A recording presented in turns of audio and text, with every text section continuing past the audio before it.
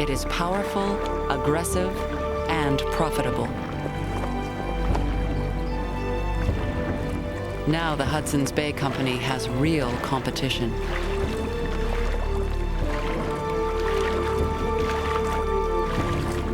Within 15 years of incorporation, the Nor'westers control almost 80% of the fur trade and are reporting huge earnings. One of the shareholders is Montreal's James McGill. Your friends of the Northwest are making a larger outfit this year than they did last. Their great success last year enables them to undertake anything, and I make no doubt they will continue successful. McGilvray, McTavish, Mackenzie, Frobisher. These men are the adventurers, traveling the fur trade routes themselves from Montreal, meeting with the wintering partners and clerks who man the trading posts deep into the Northwest. They gather at the gateway between the East and the West, Grand Portage.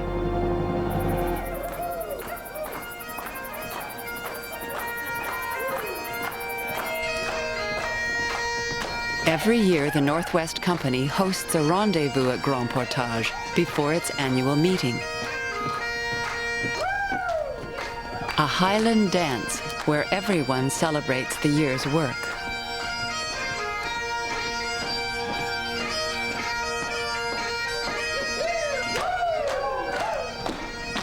These Montreal merchants and backwoods traders are threatening the Hudson's Bay Company's century-old monopoly.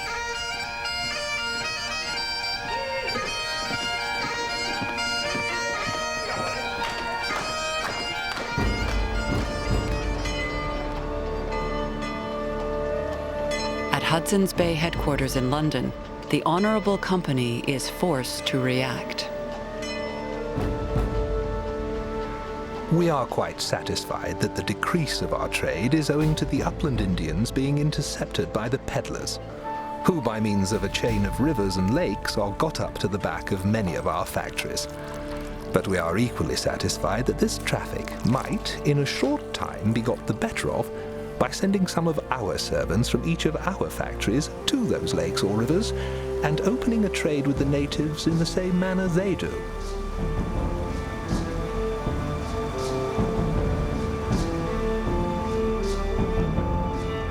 The Hudson's Bay Company resolves to meet the competition head-on. Ambitious clerks will get the opportunity to leave the coastline and head into the mysterious continent.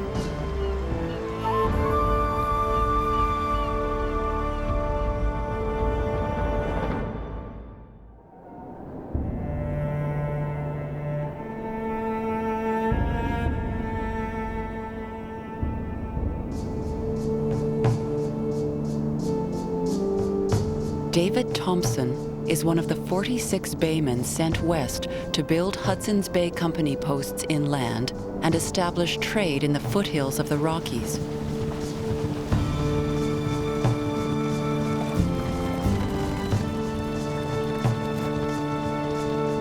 The teenager is awestruck as he travels through the open prairie and beyond.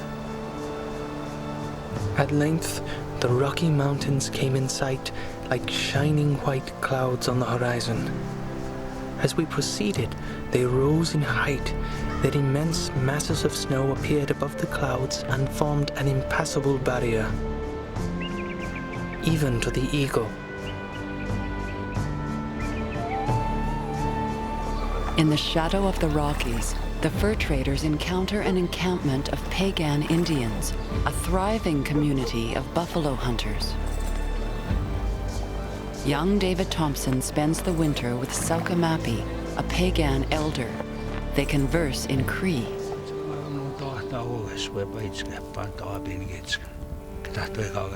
Almost every evening for the time of 4 months, I sat and listened to the old man without being in the least tired. The habits, customs and manners, politics and religion such as it was, anecdotes of the Indian chiefs and the means of their gaining influence in war and peace, that I always found something to interest me. Selkamapi tells him of a pagan scouting party. The scouts came upon a camp. It was their old enemy, the Snake Indians. Our scouts were out for our security when some returned and informed us of a considerable camp, which was too large to attack, and something very suspicious about it.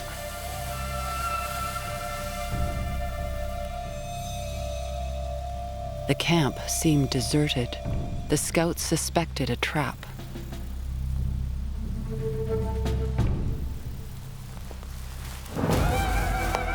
But they attacked. With our sharp, flat daggers and knives, we cut through the tents and entered for the fight.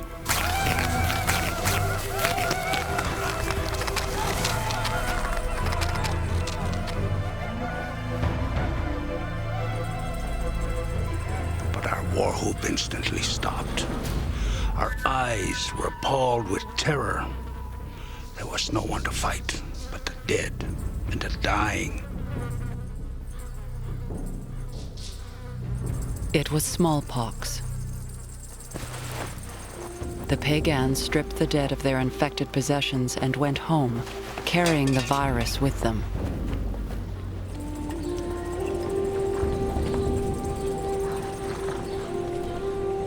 The second day after, this dreadful disease broke out in our camp and spread from one tent to another, as if the bad spirit carried it. We had no belief that one man could give it to another, any more than a wounded man could give his wound to another.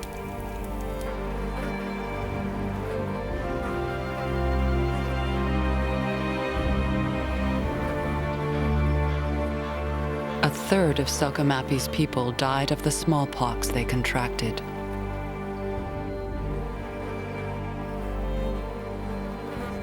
When at length it left us, and we moved about to find our people, it was no longer with a song and a dance, but with tears, shrieks, and howlings of despair for those who would never return to us. We believed the good spirit had forsaken us and allowed the bad spirit to become our master. In the 1700s, smallpox epidemics brought by unsuspecting European traders killed half the native peoples across the West.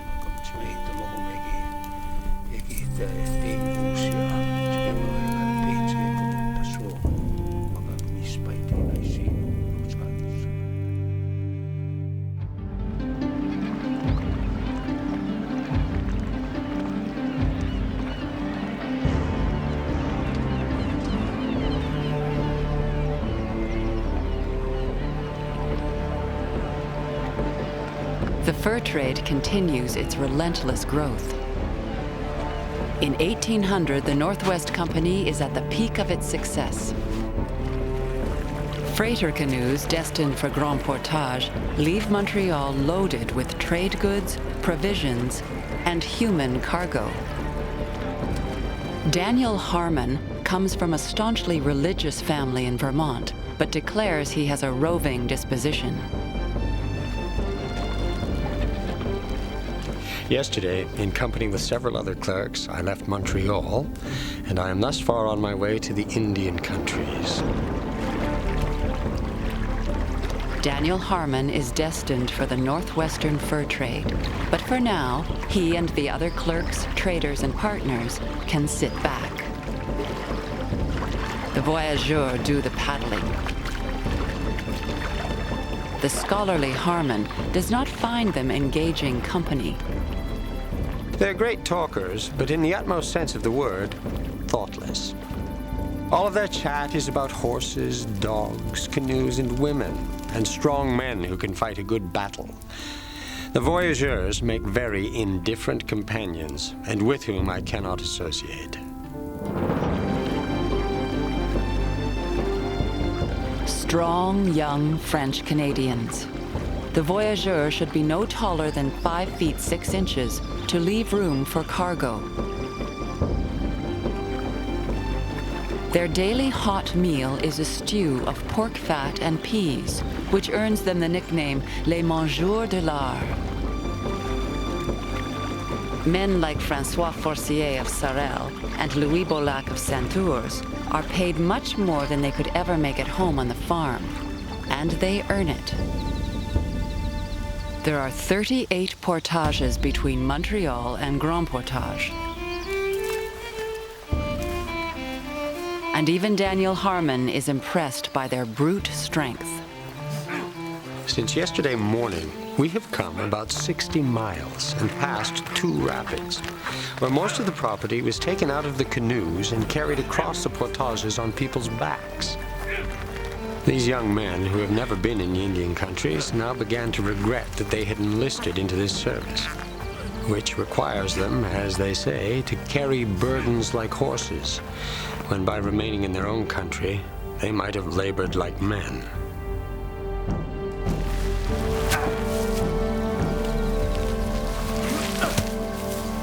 It is not only backbreaking. Few of the voyageurs can swim, and the rivers are treacherous.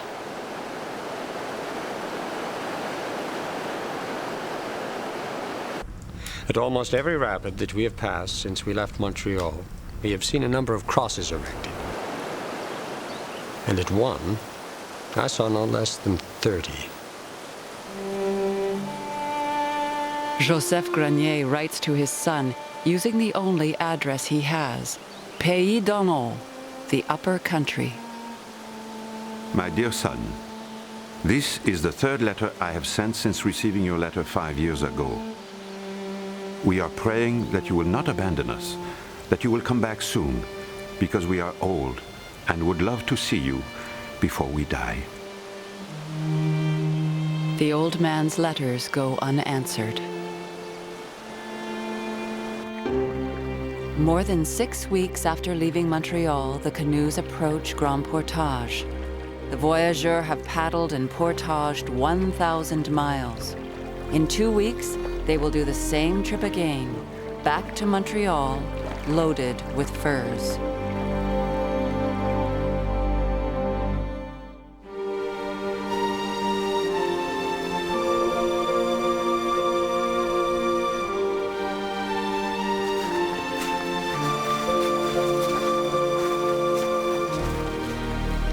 A month after reaching Grand Portage, Daniel Harmon and his party head west,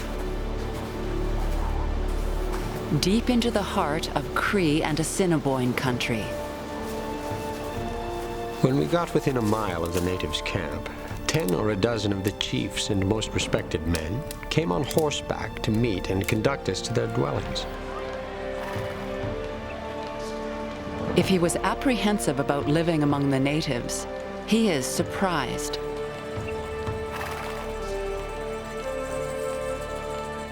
During several days that we remained with those people, we were met with more real politeness than is often shown to strangers in the civilized part of the world, and much more than I'd expected to meet with from savages, as the Indians are generally called, but I think wrongfully. Daniel Harmon is now a wintering clerk, a fur trader 1,000 miles northwest of Grand Portage. Life at times is exciting, but for the most part, isolating and lonely. Most winterers find companionship with native women. Country marriages, as they are called, cement trading alliances.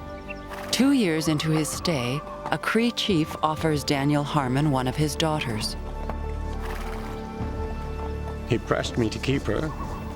He said he was fond of me and he wished to have his daughter with the white people. And he almost persuaded me to accept of her. For I was sure that while I had the daughter, I should not only have the father's hunts, but those of his relations also. But thanks be to God that I wasn't brought into a snare laid no doubt by the devil himself. When Harmon receives another offer 3 years later, he accepts and enters into a country marriage with the 14-year-old daughter of a French-Canadian voyageur and a native mother, Lisette Duval.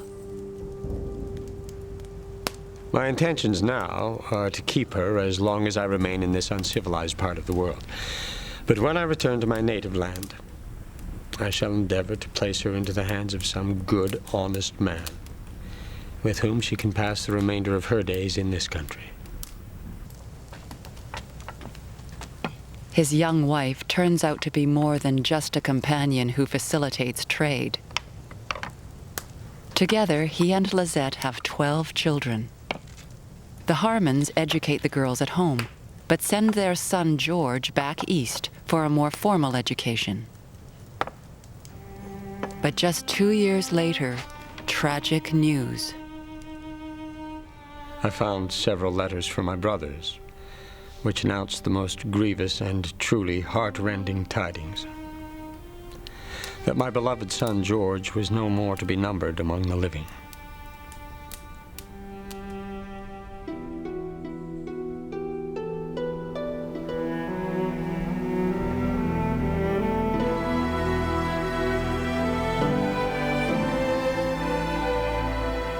Daniel Harmon spends 19 years with the Northwest Company, serving in posts all across the West.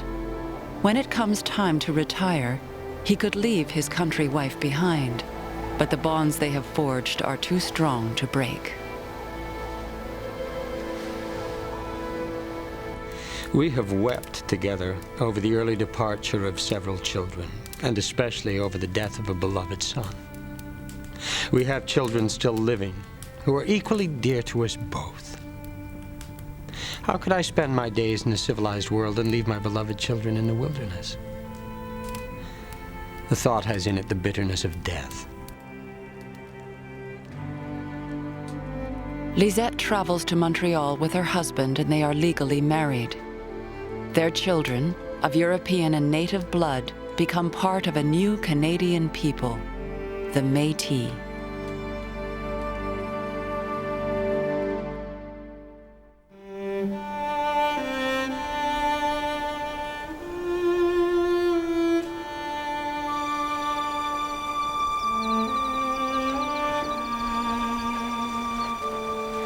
(1788), 2 days before David Thompson's 5th Christmas in Canada. On coming down a rude, steep bank, I fell and broke the large bone of my right leg and had to be hauled home, which, by the mercy of God, turned out to be the best thing that ever happened to me.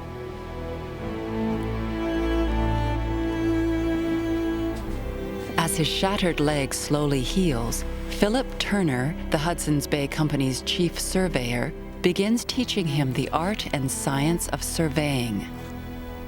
Mr. Turner was well versed in mathematics. Under him, I regained my mathematical education and during the winter became his only assistant, and thus learned practical astronomy under an excellent master of the science. Surveying is the key to map-making, and map-making is the key that will unlock the continent for the Europeans. Thompson thrives on its rigorous discipline. The mean of the foregoing observations places Cumberland House in latitude 53 degrees 56.44 north, longitude 102.13 west of Greenwich, and the variation of the transits of the sun and a well-regulated watch is 11 degrees 30 east. Astronomy so consumes him that he sometimes ignores his well-being. By too much attention to calculations in the night with no other light than a small candle, my right eye became so much inflamed that I lost its sight.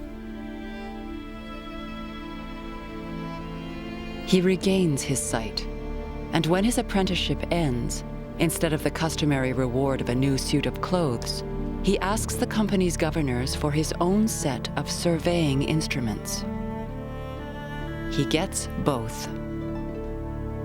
David Thompson's life has found its purpose. Over the next 2 decades, he will chart the vast Northwest. By studying the movements of the planets, he will become known as the man who looks at stars. both Canadians and Indians, often inquire of me why I observed the sun and sometimes the moon in the daytime, and passed whole nights with my instruments looking at the moon and stars. I told them it was to determine the distance and direction from the place I observed to other places. And neither the Canadians nor the Indians believed me, for they argued that if what I said was truth, then I ought to look to the ground and over it, and not to the stars.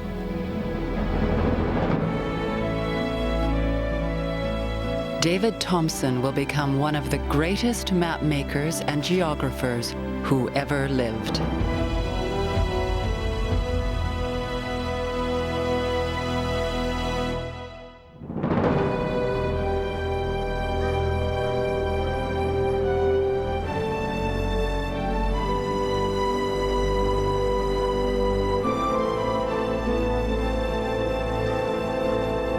A man who was never a remarkable surveyor will become the fur trade's most celebrated explorer.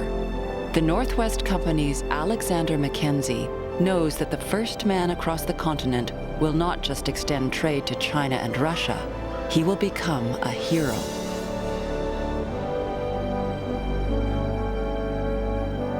Bored with life in a Northwest Company trading post, Mackenzie combines ambition, resolve, and arrogance.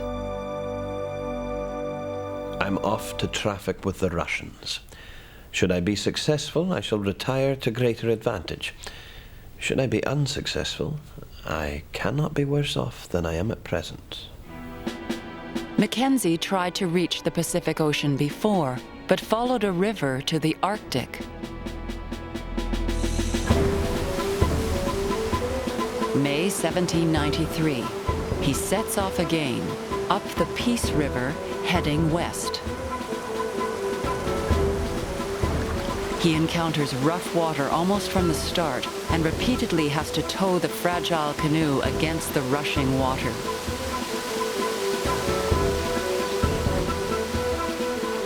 The agitation of the water was so great that a wave striking on the bow of the canoe broke the line and filled us with inexpressible dismay. It appeared impossible that the vessel could escape from being dashed to pieces, and those who were in her from perishing. Still, he continues pursuing a river route for almost a month. Local natives tell him he can only reach the Pacific by going overland. Eventually, Mackenzie relents and rallies his exhausted crew. I declared in the most solemn manner that I would not abandon my design of reaching the sea if I made the attempt alone, and that I did not despair of returning in safety to my friends.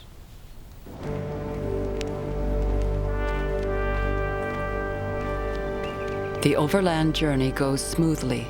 The native peoples who live in the mountains have well-established trading routes that lead west.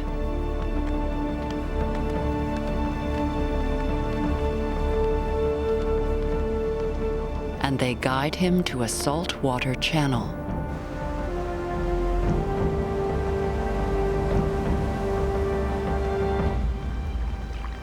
Tide marks on the rocks prove that it leads to the Pacific Ocean. But at his very moment of triumph, Mackenzie faces chaos and near catastrophe. Angry coastal natives surround his expedition. He is told that if his party continues to the open water, they will be killed. His guide begs him to flee. In relating our danger, his agitation was so violent that he foamed at the mouth. My people were panic-struck. Some of them asked if it was my determination to remain there to be sacrificed. Mackenzie has traveled too far to leave before he can prove that he has made it to salt water.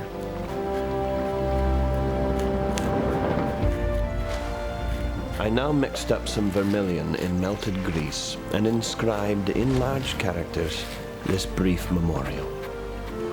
Alexander Mackenzie, from Canada by land, the 22nd of July, 1793.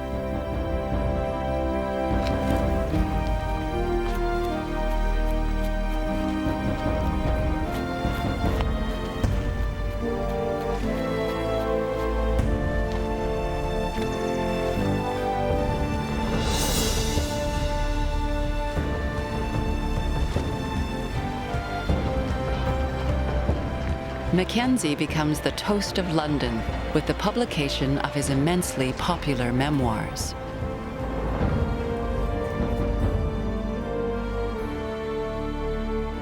Napoleon is an admirer, and the American president Thomas Jefferson is inspired to send the Lewis and Clark expedition across the United States. Mackenzie is knighted, becomes rich, and a hero. His ambitions are met. But his route is of no commercial value to the Northwest Company. The rivers are too turbulent, the mountain paths too steep.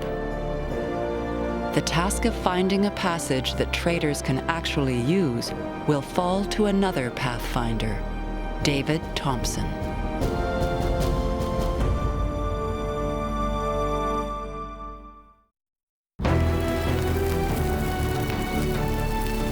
In the early 1800s, the Northwest is in transition.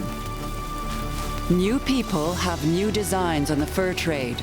An entrepreneur from New York City, an aristocrat from Scotland, and a man they call the Little Emperor, who will rule Canada's northern rivers like a tyrant. The offspring of traders and natives will go to battle as the fur trade competition turns to war. The fur traders' empire will give way to gold miners and farmers, and a new world will take shape.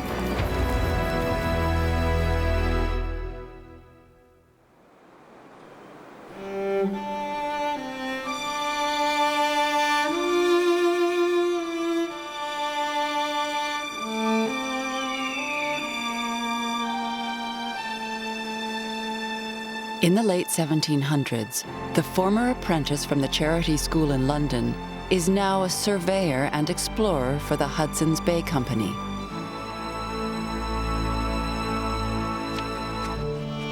David Thompson keeps meticulous notes and observations along the many trails about the landscape, the vegetation, and especially his partners in the fur trade.